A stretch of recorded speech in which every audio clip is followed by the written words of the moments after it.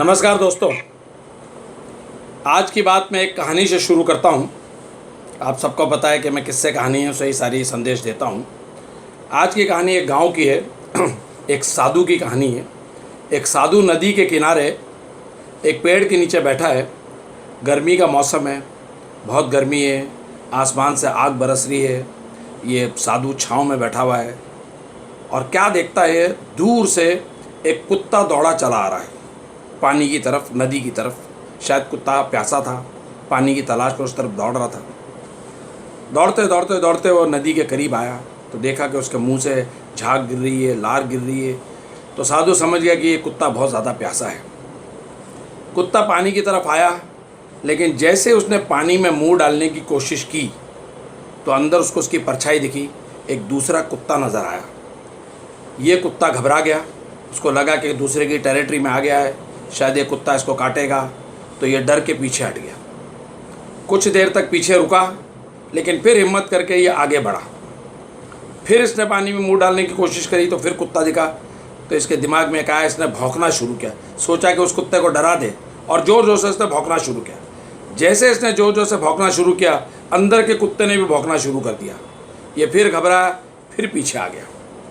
कुछ देर रुका, लेकिन कुछ देर रुकने के बाद ये तेज़ी से पानी में जाके कूद गया।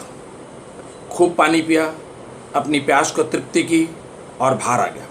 ये सारा मंजर वो साधु देख रहा था और साधु को इससे एक बहुत बड़ी सीख मिल गई। साधु कहता है कि ये कुत्ता इतना प्यासा था, इतनी प्यास इसकी प्रगाढ़ थी कि इसको पानी के अंदर एक दुश्मन नज़र आया, एक खतरा नज़र आया, जान का खतरा नज़र आया, लेकिन इसकी प्यास इतनी प्रगाढ़ थी कि ये पानी में कूद गया।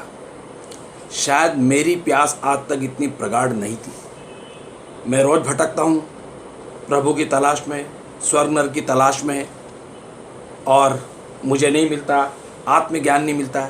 शायद मेरी प्यास प्रगाढ़ नहीं है, शायद मेरी प्यास की उतनी गहराई नहीं है, शायद उतनी ऊंचाई नहीं है। अगर शायद मेरी भी प्यास उस कुत्ते की तरह होती तो मैं भी कूद जाता, सारे डर, सारे झंझट, सारी चीज़ें छोड़ के कूद जाता था और अपनी प्यास की तृप्ति करता और पानी पी के बाहर आता। शायद मुझे भी प्रभु से मिलन हो जाता, मुझे भी शायद आत्मज्ञान हो जाता, मुझे भी स्वर्ग के दर्शन हो जाते। लेकिन मेरी प्यास प्रगाढ़ नहीं थी। दोस्तों, जब तक आपकी प्यास प्रगाढ़ नहीं होगी, आपको मंजिल नहीं मिलेगी। आप दुनिया की कोई भी चीज़ पाना चाहते हो, आपको नहीं मिलेगी जब तक आपको प्यास नहीं है।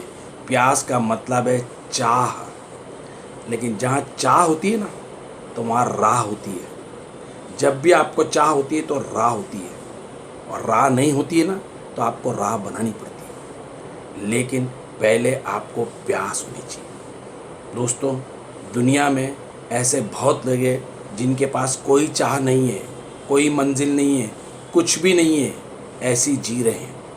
अगर आपको प्यास लगी तो आप कहीं भी पानी खोजोगे, पानी ढूंढोगे। लेकिन अगर आपको प्यास नहीं लगी ना, तो आपको नदी के पास बिठा दो, आपको कुएं के पास बिठा दो, आपको तालाब के पास बिठा दो, आपको नल के पास बिठा दो, आपको पानी दो, आपको शरबत दो, आपको जूस दो, आपको अमृत दो, आप नहीं पियोगे, क्योंकि आपको प्यास नहीं है। लेकिन जिस दिन आपको प्यास लग गई ना, तो दुनिया में पानी तो बहुत है और पानी पिलाने वाले भी बहुत हैं, लेकिन प्यास होनी ज़रूरी है। दोस्तों, एक कहावत है कि घोड़े को पानी तक ले जा सकते हो, लेकिन उसको पानी पिला नहीं सकते, क्योंकि उसको प्यास नहीं है। ऐसे आपको भी बहुत रास्ते दिखाए जा सकते हैं, बहुत मंजिलें दिखाए जा सकते हैं, लेकिन आप जाना नहीं चाहते, पहुंचना नहीं चाहते, आपके अंदर वो चाह नहीं है, आपके अंदर वो बर्निंग डिज़ायर नहीं है, तो आपके लिए सब बेकार है। हम चाहे पानी दें, चाहे शरबत दें, चाहे अमृत दें, आप नहीं पियोगे। आपके जीवन में कुछ नहीं है। आज मैं आपको बताता हूँ कि ये प्यास कैसे जागती है। आज तक कोई गुरु ने आपको बताया नहीं होगा कि प्यास कैसे जगाओ। पानी पिलाने वाले बहुत हैं, राह बताने वाले बहुत हैं, लेकिन प्यास जगाने वाले बहुत कम लोग हैं। आज मैं आपको यहाँ से प्यास दे के भेजूँगा। दोस्तों, प्यास पैदा होती है पीड़ा से, दर्द से, तकलीफ़ से, मुसीबत से। और ये पीड़ा क्या है? ये पीड़ा एक एहसास है। दोस्तों, हम जीवित प्राणी हैं, दुनिया में ऐसे बहुत से जीवित प्राणी हैं, जितने भी जानवर हैं सब जीवित है। आदमी को भी सोशल एनिमल बोलते हैं। जो कुछ वो करते हैं हम भी वही करते हैं। वो भी पैदा होते हैं, वो भी खाते हैं और वो भी मर जाते हैं। हम भी पैदा होते हैं, हम भी खाते हैं और हम भी मर जाते हैं। हमारे में उनमें फ़र्क क्या है? सिर्फ फ़र्क है एहसास का। हम एहसास कर सकते हैं, वो एहसास नहीं कर सकते। हमको जब खुशी का एहसास होता है तो हम हंसते हैं, जानवर कभी हंसते नहीं। जब हमको दुख का एहसास होता है तो हम रोते हैं, जानवर रोते नहीं। हम सोच सकते हैं, हम समझ सकते हैं, हम एहसास कर सकते हैं, लेकिन जानवर नहीं कर सकता। इंसान में और जानवर में यही मेन फ़र्क है। और आपको बता दूं, जो इंसान है ना, प्रभु ने अपने सेम टू सेम डुप्लीकेट आपको बनाया है। ये आत्मा है और वो परमात्मा है। वो परमात्मा का अंश आपके अंदर है। ये बेटा है, वो परम पिता है। ये बूंद है, वो महासागर है। जो क्वालिटी परमेश्वर है वो सारी क्वालिटी आपके अंदर भी है। आपको सर्व से सर्व उत्तम दुनिया का इंसान बनाया है। हर दुनिया की हर चीज़ पे आपको राज करने के दिया है। हर दुनिया की चीज़ पे आपको कंट्रोल दिया। आप दुनिया के सारे जानवर, पशु, पक्षी सब के ऊपर कंट्रोल करते हैं। प्रभु ने आपको वो ताकत दी है, लेकिन अगर आप उसका इस्तेमाल नहीं करते हो तो आप में और जानवर में कोई फ़र्क नहीं है। अगर आपके अंदर एहसास नहीं है तो आपके अंदर प्यास नहीं है। और अगर आपके अंदर प्यास नहीं है तो आपके जीने का कोई मकसद नहीं है। दुनिया में कीड़े मकोड़े पैदा होते हैं, पेट भरते हैं, जीते हैं और मर जाते हैं। अगर इंसान भी पैदा हुआ और सिर्फ जिया, खाया पिया और मर गया तो इंसान में और कीड़े मकोड़े में कोई फ़र्क नहीं है। दोस्तों, आपको एहसास करना है, और ये एहसास का मतलब है पीड़ा। ये पीड़ा कैसे पैदा होगी आपके अंदर? जब भी आपके अंदर पीड़ा पैदा होगी ना, तो आपकी कामयाबी उस दिन से शुरू हो जाएगी। ये पीड़ा कैसे पैदा होती है? दोस्तों, आपके माँ बाप ने आपको जन्म दिया, आपको पाला पोसा, बड़ा किया, इस काबिल बनाया कि आप इस दुनिया में जी सको, पैसा कमा सको, आपको एजुकेशन दी। लेकिन आज आपके माँ बाप बुढ़े हो गए, बुढ़ापे में बीमारियाँ बहुत आ जाती हैं, और आपके पास इतना पैसा नहीं है कि आप उनका अच्छे अस्पतालों में इलाज कराएं। आप उसका सरकारी अस्पतालों में इलाज कराते हैं, और आप बाजू वालों को देखते हैं कि उसके माँ बाप भी हैं, वो भी बुढ़े हैं, लेकिन उनको भी इलाज करना पड़ता है। लेकिन वो बड़े से बड़े हॉस्पिटल में ले जाते हैं, बड़ी से बड़ी गाड़ियों में ले जाते हैं, बेस्ट से बेस्ट इलाज देते हैं, और उसके माँ बाप खुश हैं, तंदुरुस्त है। और आपके माँ बाप खुश भी नहीं है, तंदुरुस्त भी नहीं है, और आप उनका इलाज बराबर नहीं कर सकते। ये पीड़ा जिस दिन आपको चुभेगी कि मैं अपने माँ बाप का इलाज अच्छी तरह क्यों नहीं कर सकता, ये एहसास आपको जब जागेगा, ये एहसास जागेगा तो प्यास जागेगी।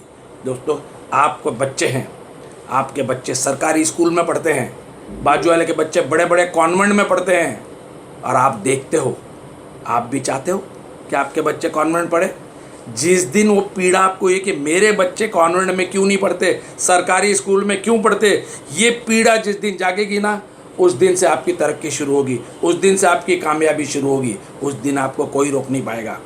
आप फुटपारी से खरीदे हुए कपड़े पहनते हो, बाजू वाले आपके ब्रांडेड कपड़े पहनते हैं, बड़े बड़े शोरूम से लाके कपड़े पहनते हैं, और उसकी शान अलग होती है, और आप फुटपारी के कपड़े पहनते हैं। जिस दिन ये पीड़ा होगी कि मैं फुटपारी से खरीदे हुए कपड़े क्यों पहनता, उस दिन आपको पीड़ा होगी। उस दिन एहसास जागेगा कि क्या कमी है मुझ में, परमेश्वर ने मुझ में क्या कम दिया जो उसके पास है, जो मेरे पास नहीं। जिस दिन ये पीड़ा जागेगी ना, उस दिन प्यास जागेगी, उस दिन एहसास जागेगा, और उस दिन से कामयाबी शुरू होगी। और अगर आपको एहसास नहीं जागता है तो आप इंसान नहीं हो। मैंने बताया था, इंसान और जानवर में फ़र्क सिर्फ एहसास का है। इंसान एहसास कर सकता है, जानवर एहसास नहीं कर सकता। और जो आदमी को एहसास नहीं होता वो इंसान कहलाने के काबिल नहीं है, वो जानवर कहलाने के काबिल है। आपको एहसास होना जरूरी है। आप घर में सूखी रूखी रोटी खाते हो, बोलते ठीक है, और सामने वाले आजू बाजू वाले आपके दोस्त 5 स्टार होटल में जाके बड़ा बड़ा खाना खाते हैं। जिस दिन आपको ये चुभ गई ना कि मेरे घर में रूखी सूखी छोटी, और कभी होटल में जाऊँ तो राम भरोसे हिंदू होटल में जाके खाऊं, ये पीड़ा जिस दिन आपको चुभेगी ना, उस दिन से आपकी तरक्की शुरू होगी।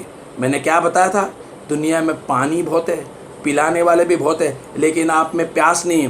तरक्की करने के लिए बहुत कुछ है, लेकिन आप तरक्की चाहते नहीं हो। दोस्तों, दुनिया में 10% लोग सक्सेसफुल हैं, 90% लोग अनसक्सेसफुल हैं। 10% के पास 90% पैसा है। 10% लोग 90% पे रूल करते हैं। 10% अमीर है और 90% गरीब है।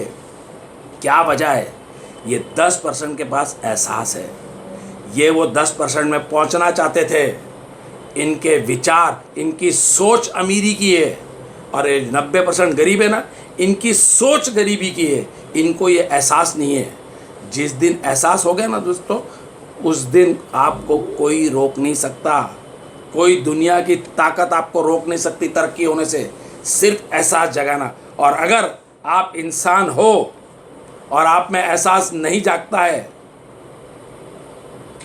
आप में एहसास नहीं जागता है, तो समझ लीजिए कि आप इंसान नहीं हैं। दोस्तों, प्रभु ने आपको बहुत तरक्की करने के लिए पैदा किया है। अपना ख्याल रखिए, अपने परिवार का ख्याल रखिए, अपने समाज का ख्याल रखिए, अपने देश का ख्याल रखिए और ये सबके लिए कुछ ना कुछ करिए, तब आप इंसान हैं। अगर आप इंसान कहलाने के लायक चाहते हो तो ये सारी चीज़ें करनी है और आपके अंदर प्यास होना ज़रूरी है। लेकिन लोगों के अंदर प्यास क्यों नहीं जागती? क्योंकि उनको पीड़ा नहीं होती। जिस दिन पीड़ा होगी ना, उस दिन चाह होगी, चाह। और जब चाह होती है ना, तो राह भी होती है। और जहाँ राह नहीं होती है, आप राह बनाओ। क्योंकि आपके पहले भी कुछ लोगों ने राह बनाई है। आपको भी मौका मिला, आप भी राह बनाओ। तो जब चाह होती है तो राह होती है, और राह होती है तो आप उस राह पे चलते हो। लेकिन अगर राह नहीं होती है तो आपके दिल से आह निकलती है। आह क्यों निकलती है? क्योंकि अब आपको राह बनानी पड़ेगी। उसमें तकलीफ होगी, मेहनत लगेगी, समय जाएगा, पैसा लगेगा, मुसीबत होगा, तो दिल से आपके आह निकलती है। लेकिन इस आह को अगर आपने कंट्रोल किया तो नई राह निकलती है। अगर चाहो तो राह निकलती है, राह नहीं है तो राह निकालो। और राह निकालने के लिए दिल से आह निकलती है और आप नई राह बनाते हो। और जब राह निकालते हो ना, तो लोगों के दिल से वाह वाह निकलती है। जहाँ चाह होती है वहाँ राह होती है, जहाँ राह नहीं होती वहाँ आह होती है, और जहाँ आह होती है वहाँ नई राह निकालो। और जब राह निकालोगे तो लोगों के दिल से वाह वाह निकलेगी और आपको एहसास होगा कि मैंने भी दुनिया में कुछ किया, मैं भी कुछ कर सकता हूँ। दोस्तों, प्यास बहुत ज़रूरी है। अगर आपके पास प्यास नहीं है तो कुछ नहीं है। और प्यास पैदा होती है पीड़ा से। अगर आपको पीड़ा नहीं होती तो समझ लेना कि आप मनुष्य कहलाने के लायक नहीं।